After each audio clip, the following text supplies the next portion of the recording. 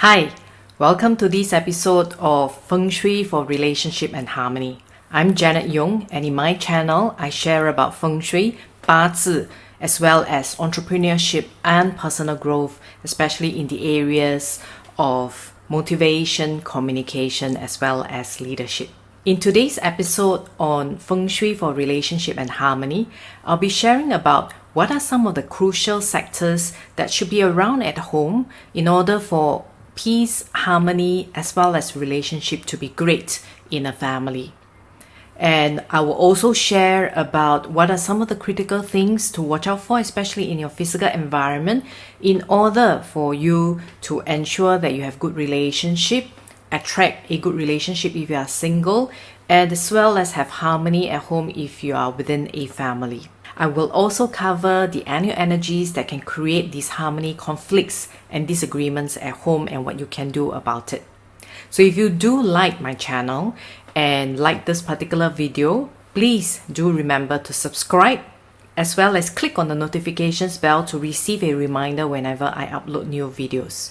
So without further ado, let's begin the next segment where I'll talk a lot more about relationship and how you can utilize Feng Shui to protect your home, as well as how you can utilize Feng Shui to attract the right kind of relationships or just make sure that you have harmony and good relationship at home. See you in the next segment. In my experience in the last 16 years as a Feng Shui and Bazi consultant, besides career, relationship and harmony is one of the key areas where a lot of my clients would seek help and advice from me. What I've noticed is there are a couple of areas that we need to look at when we are looking into the Feng Shui of a home. The first one, it's really about the physical environment. The second, under the 8 mentions formula that I shared earlier in the Finding a Suitable New Home series on 8 aspirations and 8 mentions, there are some sectors we need to look out for that I'll share with you in this particular episode on how and what you can do if it is afflicted. We also need to pay attention to the annual flying star energies that circulates within our home, and especially in the rooms where we utilize, whether it's at the living room as well as our bedroom. Of course, where you stay permanently in terms of the flying stars, like I mentioned in Feng Shui for career, it's what are the basic energies within your room that can create some issues if you stay there for a longer term. However, in today's episode, I will just simply cover the 3 areas that are easiest for you as a beginner or someone who would like to learn Feng Shui on your own so that you can have better harmony and relationship, either in terms of attracting one into your life or maintaining a healthy relationship and harmony within your family. So let's begin and take a look at the physical environment itself. So one of the few key things that I mentioned previously about poison arrows should also apply. The other thing we need to look at is usually in a couple's room, it is better not to have any mirrors, especially those reflecting the bed. So if your wardrobe is made of the type that is very reflective and reflects the bed, it will not be very great for a relationship for a couple. If you are trying to attract a relationship into your life, it is also best not to have a mirror reflecting your bed. Why is this the case? Well, reflecting the bed generally means you are reflecting more than 2 persons into a couple's bedroom, or more than a person if you are single. So from the concept perspective, it's basically bringing more people into a relationship, maybe bringing you more arguments.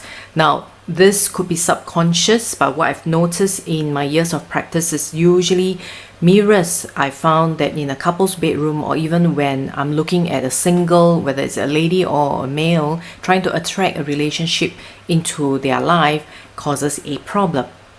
The next thing about mirrors is if you do need to actually have mirrors at home, it is crucial that you do not have small broken pieces of mirror. It's basically breaking your image into multiple pieces that can cause maybe confidence issues, self-image issues that can bring about issues in the longer term. We should also not have mirror reflecting our stove. Now the other thing is, from the perspective of peace and harmony at home, the flow of energy and chi is important. So therefore, it is similar like a work desk. There should not be too much clutter, because it will cause a lot of stress and disharmony within a home when there's too much clutter. The other thing, interestingly, that I've noticed is when a single, if trying to have a relationship, if they have too many figurines, for instance, of the opposite gender, like if I'm a male and I would like to attract a female into my life, but at home I have so many female figurines, it's odd. But I found that a lot of times they have an issue attracting females into their lives. It's the same for the other way around. The other thing is, if you want a good relationship, keep the energy within the home good. So therefore, even if your boyfriend gives you a flower and you really would like to keep them, but if they are withered, it's best not to keep it, especially in your bedroom. So that's what I have found over the years of practice in terms of advising people, in terms of their relationship. When they come to me, these are some of the problems I see within their rooms or their homes. The next thing is, of course, if we are sleeping with some kind of poison arrow, whether is it a lower ceiling above us, a ceiling fan above us, over a long period of time, it causes us stress. So therefore, we may not necessarily be able to handle disagreements within a relationship well, and therefore cause issues within that particular relationship and your love life. So this is an example of a bedroom. As you can see, there are mirrors that are at the side of the bed, and on top of the mirrors, you are also seeing actually a lot of the corners and cutting poison arrows that are pointing at the couple. This was an off-site case. They just took photos for me. This was a case where I saw that the couple was undergoing a lot of distress and health issues based on just some simple things that are present within their bedrooms. So just by removing or covering the mirrors, removing the blades or the cutting shelves, relationship definitely improve for the couple. Other examples of poison arrow, like I mentioned earlier on, we are looking at beams, we are looking at columns, we are looking also at sharp edges pointing at you. And recently I just saw a client where she was going through stress and pain in one of her shoulders because there was a corner pointing at her when she's sleeping 8 hours on the bed itself. So these are some of the key things that we should look out for, especially when we are sleeping, mainly because when lying down, we'll be sleeping for a straight 8 hours.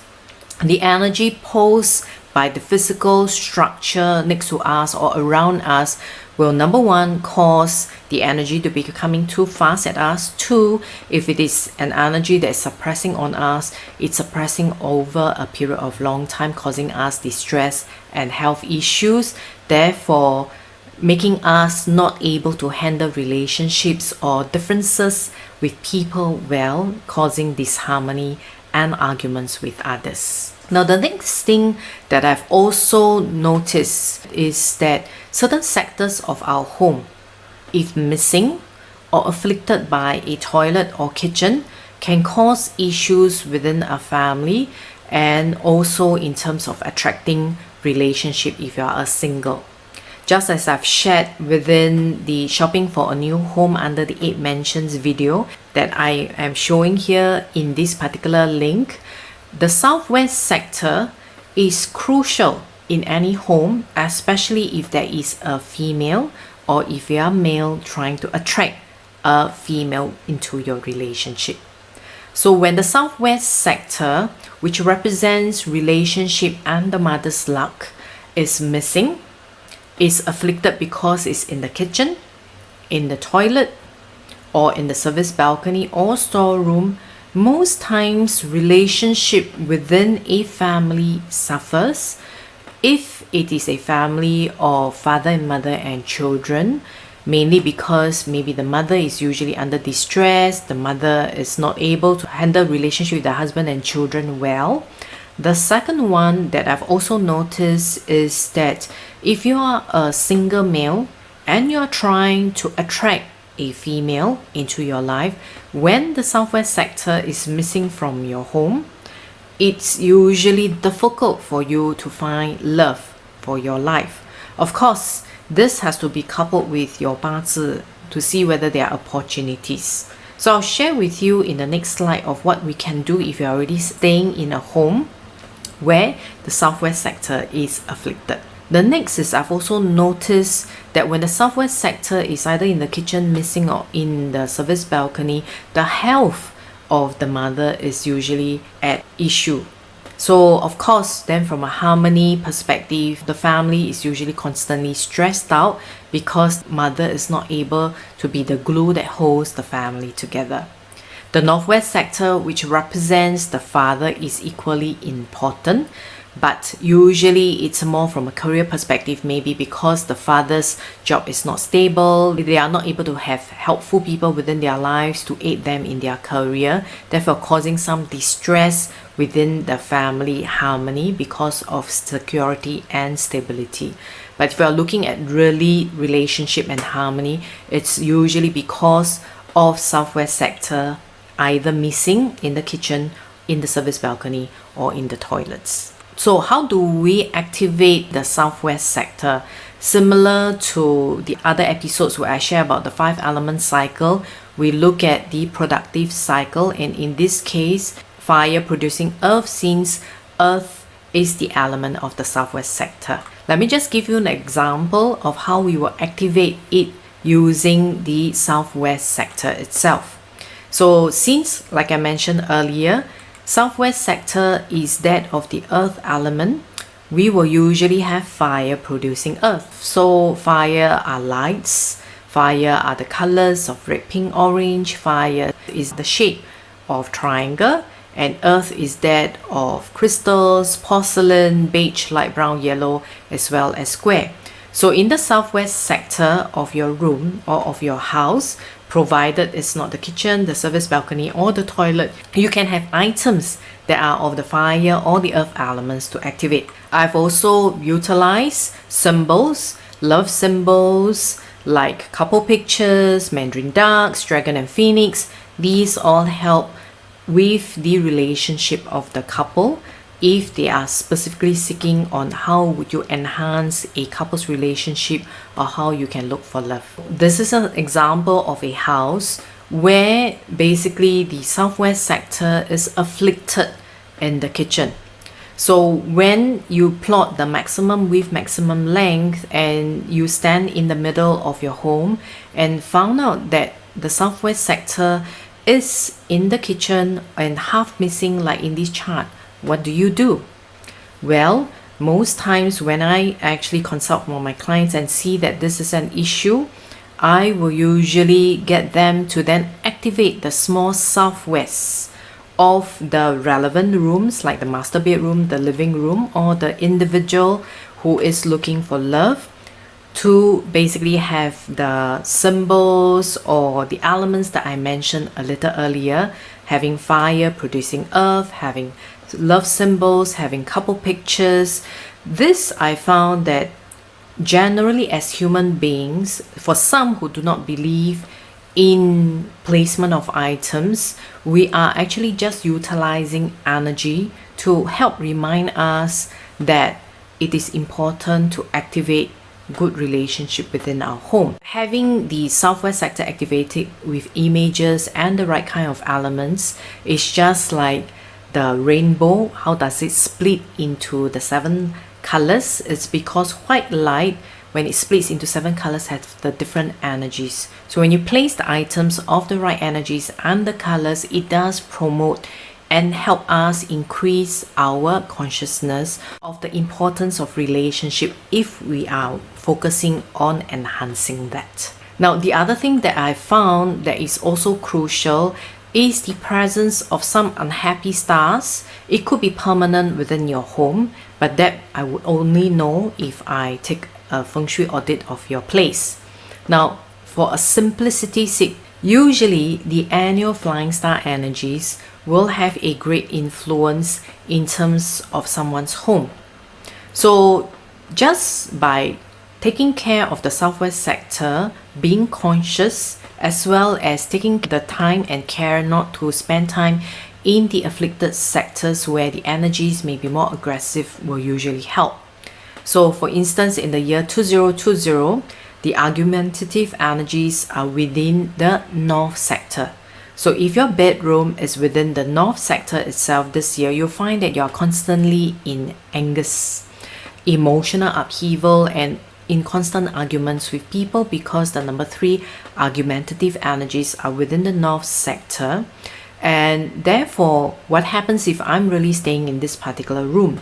So most times, if I want to have a good relationship with other and have a good conversation, I will go to a good sector for the year. This year, the good relationship sector is in the southwest as well. The other thing we need to also protect against is the number 7 star. Although it shows there is accident energy within this picture, I found that the number 7 star can bring about aggressive behavior, therefore causing accidents and injury either in the actual physical sense or feelings and emotions.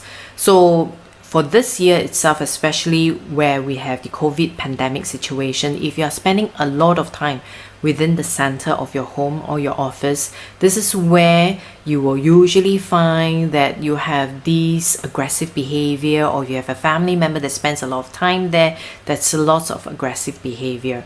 So the best case is to avoid those sectors. If not, then it's to see how you can protect against it, which I have already shared in the 8 Treasures website in the link that I'm showing right here now. Or you can go to the video description and click on the link to visit the 8 Treasures website, where I show how you can basically spend time in the auspicious sector, as well as what you can do for the inauspicious sector if your bedroom or your main door is there and you can't avoid using the particular sector. So I hope you have enjoyed today's video, where I shared about Feng Shui for relationship and harmony, and how you can activate as well as protect yourself from the aggressive energies from 2020.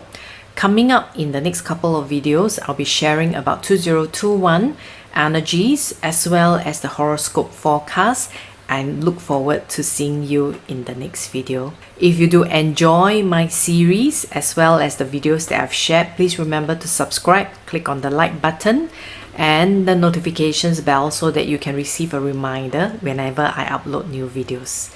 Goodbye and see you in the next episode.